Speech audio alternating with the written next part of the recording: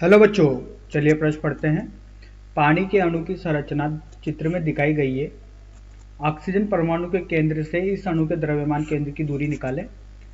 तो देखिए बच्चों, यहाँ पर एक चित्र बनाया गया है जिसमें ऑक्सीजन का परमाणु है, हाइड्रोजन के परमाणु, इनके बीच में कोण बताया गया है, दूरियां बताई गई है बच्चों। तो इसके द्रव्यमान केंद्र की दूरी निकालनी है। तो आइए बच्चों, प्रश्न के लिए सर्वप्रथम मुख्य उदाहरण की चर्चा करते हैं और इस मुख्य उदाहरण के आधार पर ही प्रश्न को हल करते हैं। देखिए बच्चों, जो उचित मुख्य उदाहरण होगी उसी के आधार पर प्रश्न को हल किया जाएगा। तो देखिए बच्चों, यहाँ पर एक निर्देश तंत्र का निर्माण करते हैं।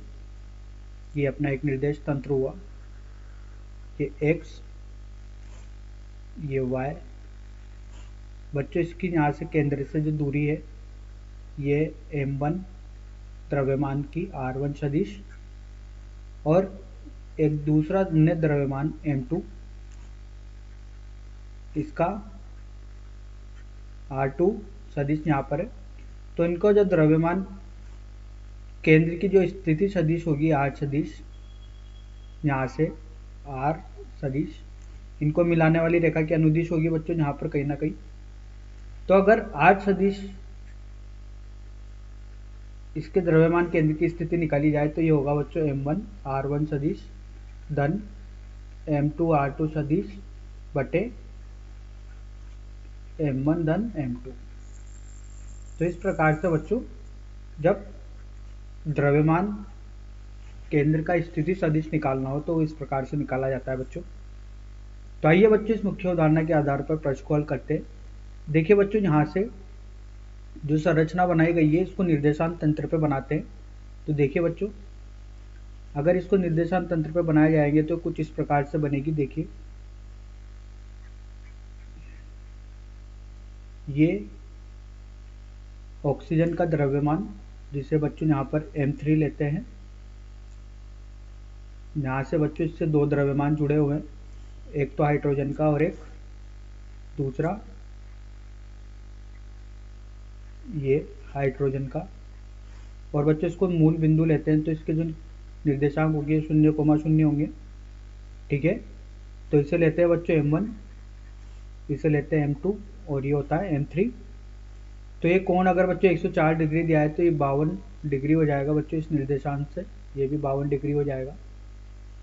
अब देखिए बच्चों, द्रव्यमान पता है, इसके निर्देशांक कैसे निकालेंगे। तो देखिए बच्चों, यहाँ पर जो हाइड्रोजन की इस मूल बिंदु से जो दूरी होगी वो इस दूरी का, जो कि बच्चों दूरी 0.96 गुणा 10⁻⁻10 मीटर दी गई है, इसका एक घटक होगा।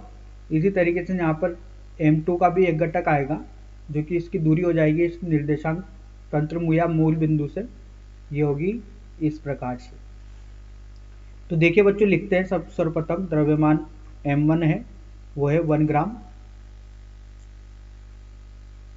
दूरी है बच्चों x1, ये कहलाएगी, ऋणात्मक में आएगी 0.96 गुणा 10⁻⁻10 साइन 52, इसका एक साइन वाला घटक आएगा 52 डिग्री का। इसके अलावा बच्चों अगर y1 की बात की जाए तो ये होगा 0, और m2 द्रव्यमान की बात की जाए तो इसका द्रव्यमान भी बच्चों 1 ग्राम है। और बच्चों यहाँ से जो x2 की बात की जाएगी तो x2 का होगा 0.96 गुणा 10⁻⁻10 साइन 52, इसका भी साइन घटक होगा बच्चों। और y2 इसके लिए भी क्या होगा, 0 होगा। तो बच्चों, ये दूरियां जो देखी गई है ये दूरियां ही अपन ने लिखी है x1 और x2 के रूप में, ये दूरियां, जो कि बच्चों इस दूरी का एक घटक आ रहा है, दी गई दूरी। इसी तरीके से बच्चों m3 की बात की जाएगी तो m3 के लिए होगा बच्चों ये 16 ग्राम। x3 की बात की जाएगी तो x3 होगा बच्चों, यहाँ पर x3 का मान तो 0 हो जाएगा। और अगर y3 की बात की जाएगी तो y3 होगा बच्चों 0.96 गुणा 10⁻⁻10 का कोस घटक 52 डिग्री। तो आइए बच्चों, यहाँ पर एक एक करके x का घटक और y का घटक देखते हैं।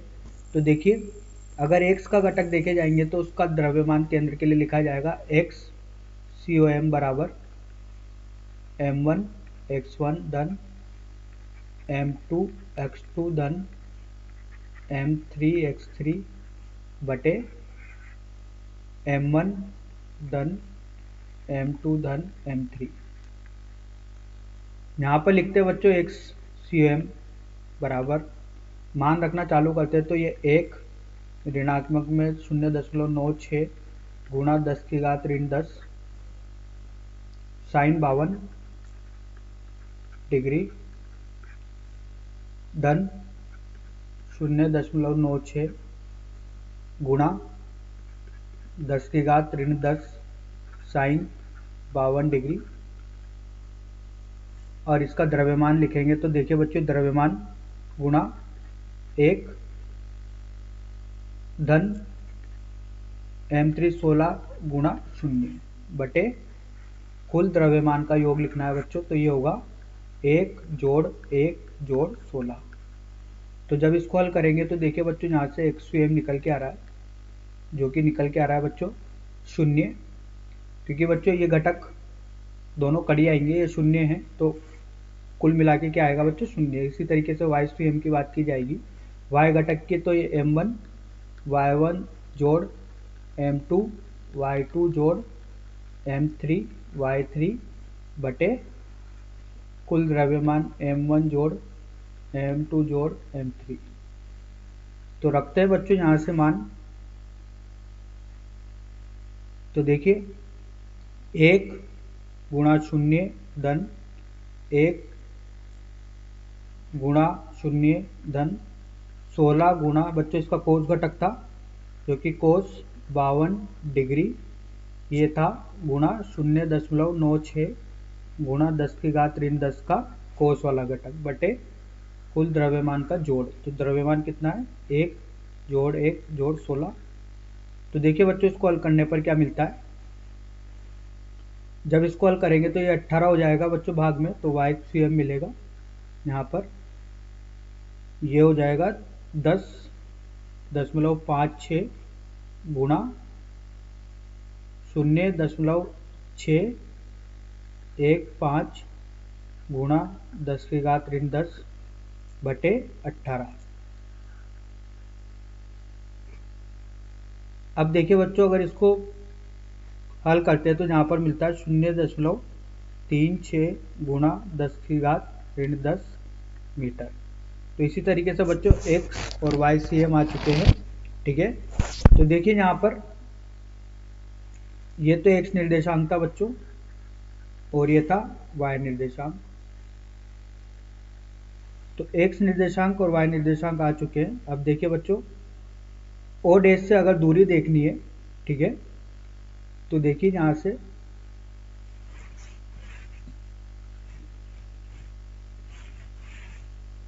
O से दूरी ये होगी बच्चों, O से दूरी कोस 52 डिग्री गुणा 0.96 गुणा 10 की घात ऋण 10 ऋण 0.36 गुणा 10 की घात ऋण 10 मीटर। तो देखिए इसको हल करते हैं तो यहाँ पर मिलता है कोस 52 का मान 0.615 गुणा 0.96 गुणा 10 की घात ऋण 10 ऋण 0.36 गुणा 10 की घात ऋण 10 मीटर, ये हो जाएगा बच्चों। और इससे तो इसको हल करने पर मिलता है देखिए 6.6 गुणा 10 की घात ऋण 12 मीटर।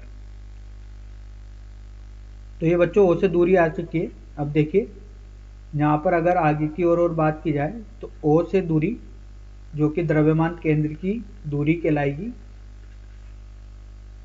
द्रव्यमान केंद्र